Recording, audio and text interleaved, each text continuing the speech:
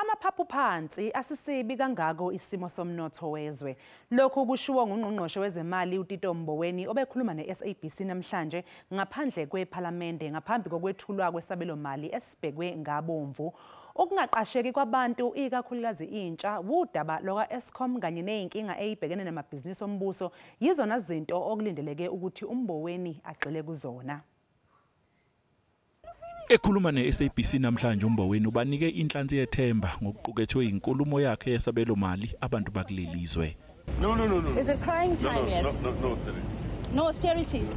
Osomnotho baphawulile ngezinto ezilindeleke enkulumweni kaMboweni ngehora lesibili. It's time that transparency at Eskom is restored so that we know what's going on. The rest of the SOEs in difficulty, just get rid of them. There's no reason for them to exist. If they're going to increase the fuel levy, for example, once again they're going to get hit twice. Then again, and I fear, this is the one thing I do fear, that they will, Tito Mboweni may decide to increase VAT, value-added tax, the most pernicious tax going.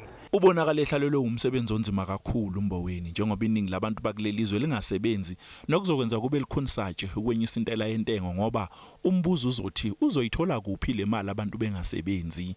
Okubonakala kuyisithiyo ke esikhulu ezweni uhlelo lokucishwa kogesi ngenhloso yokuwonga nokuguqisa ngedolo umnotho wezwe kanti uma nje isikhungo esihlola izinga lomnotho wamazwe iMoody's ingadweba isithombe esingesihle ngomnotho waseNingizimu Afrika lokho kuyosenza sibe sibi kakhulu isimo somnotho njengoba nabatshali imali bezokuba amadolo nzima ukusebenzisana neNingizimu Afrika.